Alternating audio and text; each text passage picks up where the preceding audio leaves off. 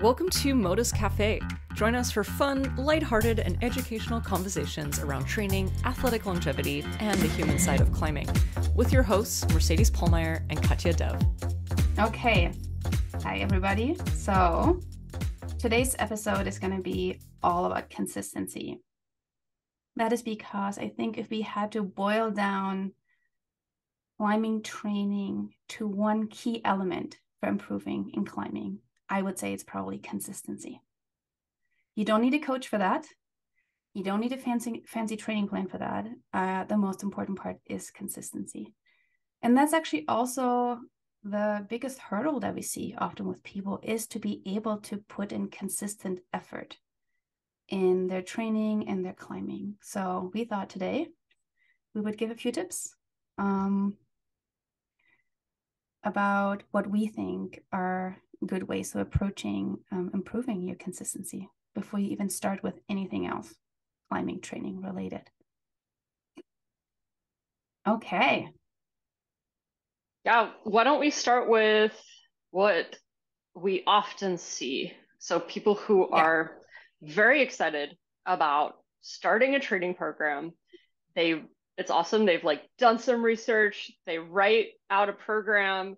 They're probably going to the gym 5 days a week, probably 2-hour sessions, and they've got a really long list of things to do. And I really admire the gusto and I think the motivation in that moment. And I think what tends to happen is they might be able to complete the first week, and then all of a sudden life happens. They can't make it to the gym. Maybe they have a family and their kid gets sick, or something happens to their car, or work got really stressful. So now all of these things start to compound, and there's no room to shift that training program that you just created, and that it's maybe not flexible enough to fit into their real life situation. And what tends to also happen is maybe they don't have a lot of other interruptions in life, but they do end up getting really tired. And so when they get really tired, now it's really hard for them to continue to show up to the gym. So there are other examples of this. But let's talk about kind of making what would it look like if you did create a training program that is very flexible, that can improve your consistency. Yeah, I think depending on where people are at in their journey in terms of climbing and already training, but let's say if people are starting out wanting to train for climbing or wanting to add more climbing days to their already busy life, it's really, really important to first learn how to carve out time, because most of us are just already busy as they are. And then, the new year comes around or something comes around, and we have this idea of, oh yeah, I really, really want to do this training plan. I really want to get better at climbing. Then we tend to just add that on top of everything else we're doing without really knowing or having the time, knowing to have the time for that. So it's really, really important that we actually learn to build that habit of just carving out time for a training plan. And I think what's really important for that is to learn to use placeholders for that when life gets busy. So let's say the first week of what you just said, it is so easy because you were so motivated to go to the gym and do all of our workouts. And that is really great and wonderful. And people should absolutely do that. But I think the key point to mention here is what's important then is when your car does break down, or your kids do get sick, or something does happen. And all of a sudden, your busy life just got even busier and you're not going to make it to the gym, is to learn to have a placeholder for training, to learn to be in training mode, or to teach your brain during that time it's training mode. And that could be the smallest action. That could be literally just putting on your workout clothes and going for a short jog around the block, or hopping on a stationary bike, or doing a 5 to 10 minute stretching routine. Just something that is the placeholder for training during that busy time. Because something is better than nothing, not only because it actually helps our bodies keep moving, but also because it teaches our brain now is training mode, now is training time. So literally just using that placeholder instead of like canceling a session altogether. Yeah, And and this is, that goes with the I like that you brought up like something is better than nothing and something is better than everything. You know, trying to do everything. And that kind of comes to like we talk about this 80% rule with our clients, like when we create a training program, like you don't have to actually do everything. You don't have to do all of this, but this is what we gave you, but your goal is to try to get about 80% of this done and working with our clients to make sure that when we do create these programs that it does actually fit into their life. Like how long can you commit to a training session on these certain days? And then what's your backup plan? And so just remember like if like by making it so simple that you can do that and it's better than nothing and it's better than trying to do 100% or just quitting. yeah. Yeah, I think what we're really trying to prevent here, what really like puts a wrench in the whole, what do you put a wrench in? Okay. A toolbox? You throw a wrench in to something. Yeah. What I wanted to say is what really kills the progress, I guess, what really kills the progress is quitting altogether. This is why I'm suggesting either having a placeholder or like a different routine that you can pop in when you don't have time to go to the gym or when you don't have time to do a training plan. However, the next step up from that, let's say what I just suggested is if you really only have 5 to 10 minutes, and everybody should be able to carve out 5 to 10 minutes for themselves when they were supposed to train for 2 hours. So no matter how busy life gets, and I will admit there are these rare cases where, they might not be able to, and that's also okay. But on a weekly basis, even just trying to carve out these 5 minutes for a stretching routine, stationary bike, walking around, or doing some core at home, that's really important. Building that habit of being consistent. And sort of the next step up from that would be, let's say you don't have 2 hours to train anymore, but you still have an hour. That means you can still do your warm up and you can still do half of your training. That will always be better than no training at all. Let's say you might not be able to go to the gym because it just snowed and you can't dig out your car. See what you can do at home. Modify your training plan to see what you can do at home. Half the time, at least, people who train with us, half the time the exercises we do are somewhat body weight exercises. So that means some of them you can at least do at home. You might not be able to do your full training routine, but it's way better to do something rather than nothing. Because here's what happens to some of my clients sometimes. They move their training plans, they move their workouts up because they didn't have time one day, they move it up and up and up again. Sort of with this idea of catching up. They don't want to just cancel workouts altogether, which I do appreciate. But then I get these emails and these questions of how do I catch up on my training plan now? And there's no catching up on a training plan. So that is why it is better to do something rather than nothing because there's no catching up. Sure, we can move some workout routines by a day or maybe two, depending on what it is, but most of the time it snowballs and there's no real catching up. That's why doing something right away is way better. Yeah, I think the principle of just start, I really like that, where you I feel like this works for me really well when I'm feeling very tired. So like oftentimes for me, that's my roadblock is I feel exhausted because of all of these other things that I'm doing in my life. And when I feel that way, first thing is like, I don't want to train. And then I come back to, okay, I committed to a training plan because I want to get somewhere. Therefore, what can I do now to just make that small step toward my goal? And just starting, and you said this before, is like just put your shoes on, like put the clothes that you're about to work out in. That is a really good first step. And I always feel like I feel tired at the beginning of the session. I start warming up, and then all of a sudden I have energy. And so I'm like always really grateful that I just started, because then I ended up actually finishing the session. I only committed to just starting and maybe just doing the warm up and reassessing, like, how am I feeling? Is today a training day? And sometimes it's not. Sometimes, like, it's rare that it's happened, but some days I'm like, I'm really not feeling it. I'm gonna stop and maybe do some mobility instead. That's very low energy, and it still gets my body moving. So I think that's also a really great principle on top of what you've already mentioned. Yeah, one thing that's really interesting is that actually movement makes us feel so much better.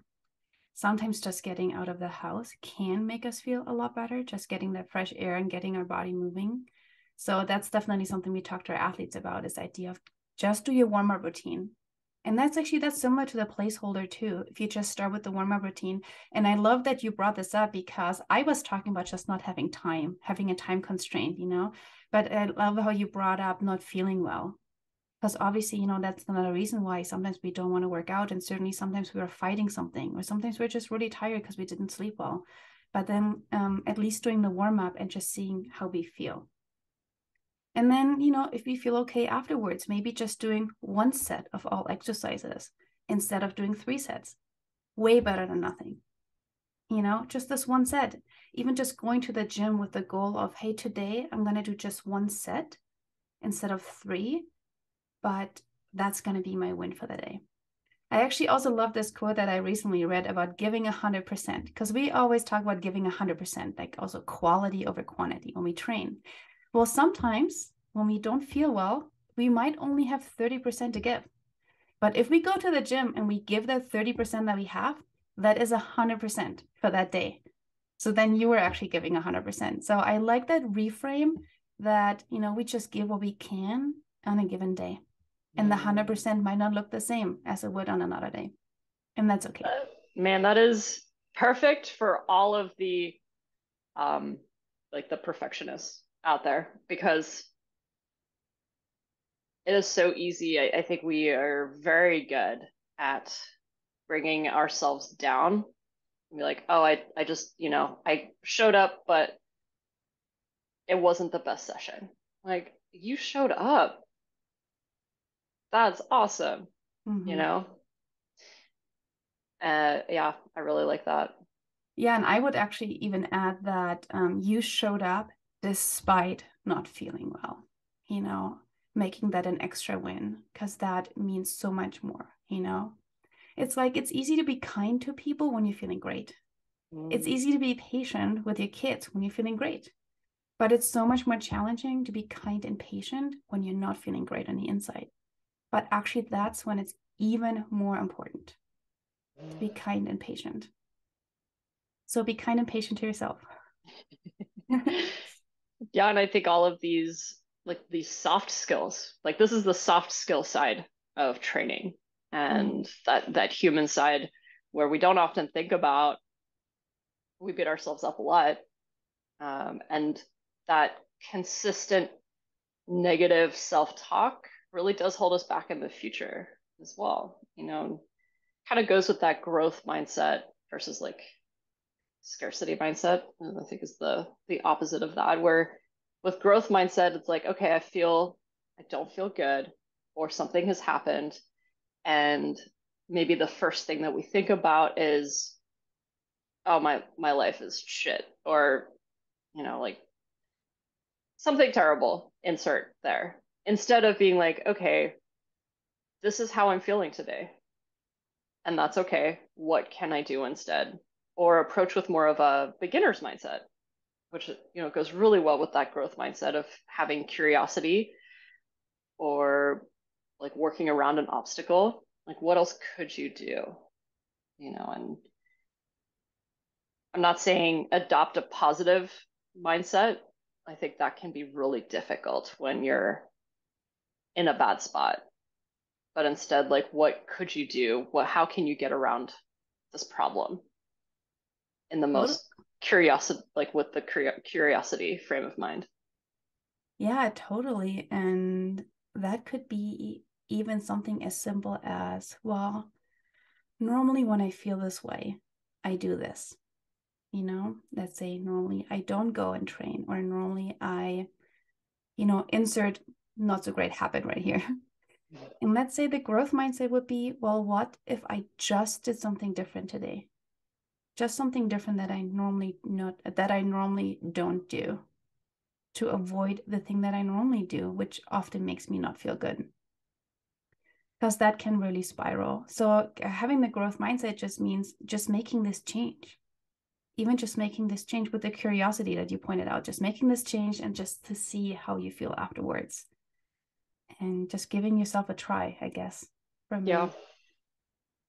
Yeah, I think all of these little minor behavior modifications, it's like money in the bank for like your future self, like consistency. Consistency is really that like compounding interest and these small things that you can do to increase your essentially like your investment of your future self, changing small behaviors, making very small, easy, doable tasks, or even like creating your training program so that it is the simplest thing mentally that you can do when you get to the gym.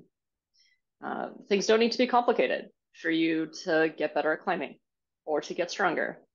Like I think there's a lot of complex advice out there, which is good because like when we look at athletic development, there's a lot of complexity. But when you distill it down to like how you show up every day, it is actually quite simple.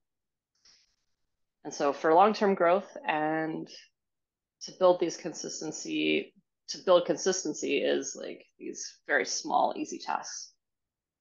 Yeah, absolutely. Because they totally add up over time. Mm-hmm. Mm-hmm. Yeah, I have a few more little tips and tricks I could share too that can help people. One of the things we talk a lot about when we talk about our, community or training membership is accountability. And that's actually, I think, one big piece of the puzzle that we bring in our community is having accountability, not only in terms of telling others what our plans are, that can help so much. So telling other people, this could be your partner, this could be the internet, this could be Instagram, this could be a friend, this could be just a sticky note to yourself that you put on the cupboard. But just telling someone else about your plans to do something can really help with accountability, because it doesn't feel good to tell someone you're going to do something and not do it. So that's one part of it, for sure. But I think the second part that I actually love more, that kind of goes into that accountability part, is actually sharing your wins, which is after you do something, you share that with maybe ideally the same person that you told you're going to go to the gym or that you're going to do this difficult thing. So really sharing those wins after you do something very difficult and be so productive for your next session, and for you to really feel pride, good pride, healthy pride in what you just accomplished.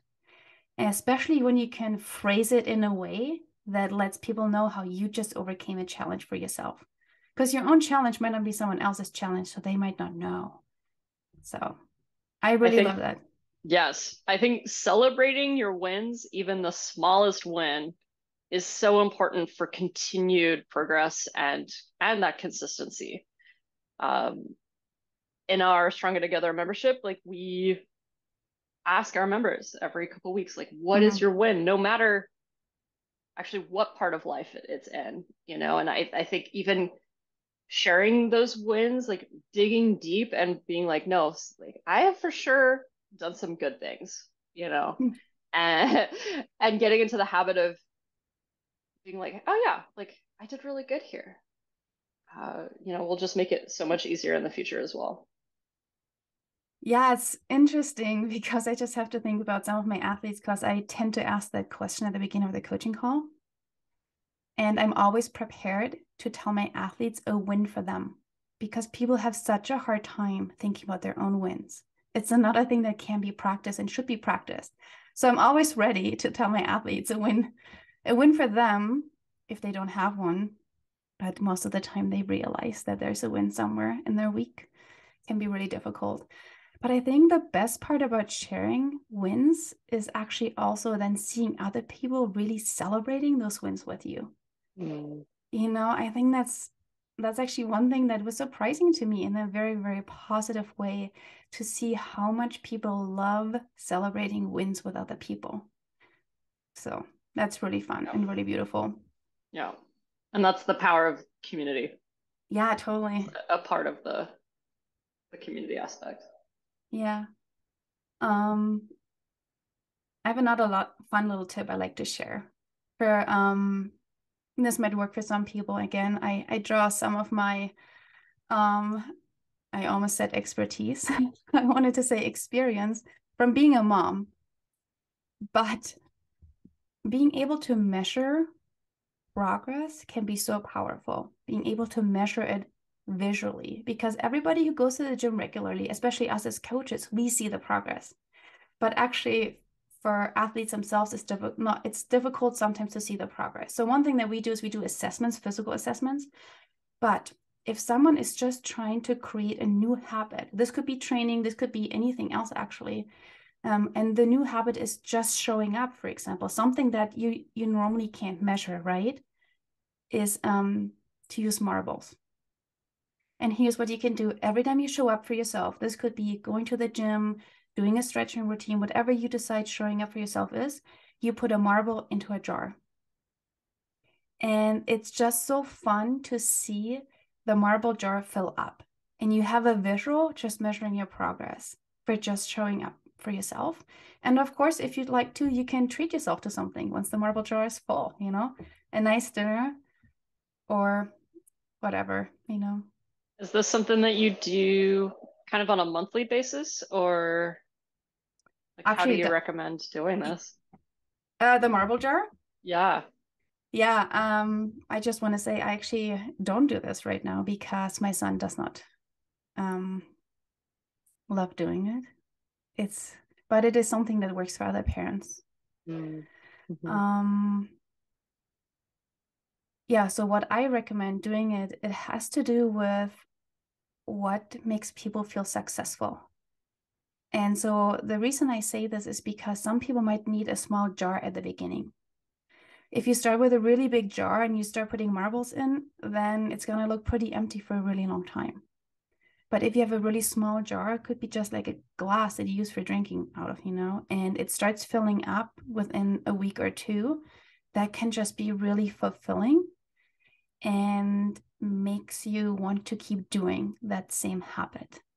And let's say every time you do that, you treat yourself to, I have a really hard time giving suggestions to what people should do. And then over time, you can increase that jar of marbles, or you add a second jar for something else. Mm-hmm. I mean, sometimes just seeing the full jar is a celebration. I think so. In and of itself. Yeah, I think so. I think it's just so fun to see, Mm-hmm. and then you empty it out and you start over again. But I think it's so fun because you can see the progress as it's happening, and you know, putting that last marble in is just so fun.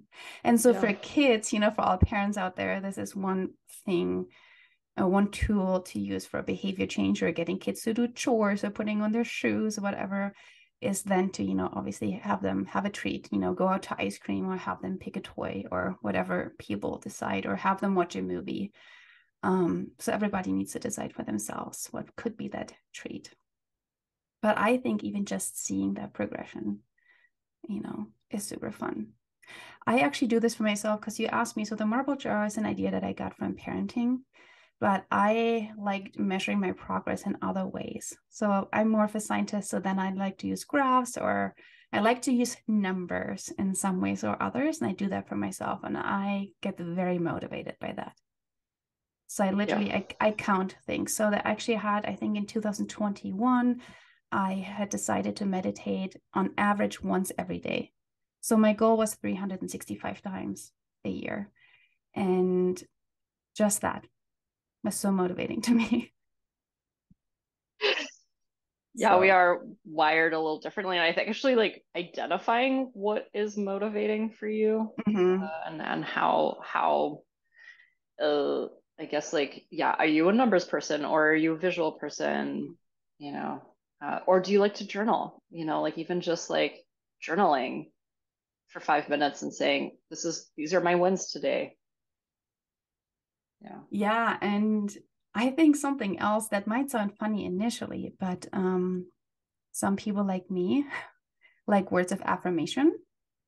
But if you have a close partner or a close friend who you can share that with, someone who literally tells you, hey, good job, or gives you a high five and really says something along the lines for, hey, I'm proud of you, you're doing a great job. Like actually giving people these instructions for how you work can be very helpful to then just hear that good job, Yeah. if that's something that you like hearing. Yeah. I think we use Trainerize as our software for where we deliver all of our workouts. And I've had so many people say, I love it when you go in there, Mercedes, and just like high five my comment. Like, yes, because I am really proud of every single one of my athletes who show up at the gym, and I'm gonna let them know, and I think just that, yeah, that interaction of, oh, coach showed up and like gave me a high five, you know. Yeah. Yeah, yeah. And along the same lines, they know that you're looking out for them and that you are like watching, not in a mean way, but they're like, oh no, someone is like accountability aspect, right? Yeah. Like oh, Yep. someone is expecting me to do this. Yeah. Yeah. Hey, I only have one more point I was going to make, Mercedes. Is there anything else that you wanted to share?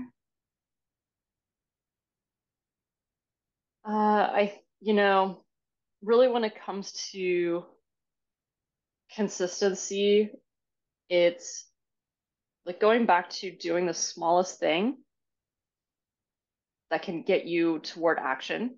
Katya, you posted something about this, like not Yeah, like, action is actually the thing, not knowledge, like knowledge isn't power, action is power. action is power. Yeah. So what is one thing that moves you to action? And I think it's really important that you have confidence in yourself to do that action. If there's a lot of questions about like, oh, how do I do this thing? You may never show up to do the action. So it's got to be something within your wheelhouse that you feel really confident in, that you know how to do. And that's just going to help you toward action even faster. So that would be another tip, like make sure you have confidence in the thing that you're about to do. Yeah, and then the last thing I just wanted to say, maybe to close this episode, is that let's say you do fall off the wagon, which with whatever you were doing. This could be a training plan, and you're already smiling. I can see. This could be a training plan. This could be a nutritional habit. Anything. If you do fall off the wagon, each day is a new day to get back on the wagon. And the sooner you get back on the wagon, the better. Because that train keeps on going and it's going to be way harder to jump onto that train. So you better try to catch a wagon before there's no wagon anymore. The trains in the US are ridiculously long. That's the analogy I just had in my mind. Some of these trains are really long. But no, to come back to this, what's really important is that training is not black or white. If you do take a week off, if you were sick, or even if you just lost motivation, it is good to just come back to it as soon as possible instead of quitting altogether. Yeah, because motivation comes and goes. And Yeah, actually, mostly, yeah, inspiration really only lasts a very short amount of time and gives us that fuel to show up for a very short amount of time. And really, it's our own ability to show up, like that consistency that replaces motivation. yeah, it's actually interesting. There's actually research that says that it's actually shoot, what is it called? It's actually motivation does not breed action, but action breeds motivation. That by doing, we're actually getting more motivated. Like once that wheel is rolling, it's gonna keep rolling. But we can't wait for motivation to get us started. By doing the thing is where we get the motivation from. It's kind of backwards, but it's love it. Yeah, I love it Love too. it. Yeah. That is a good place to end this episode, folks. Thanks for joining us. We'll see you soon. Bye. Bye.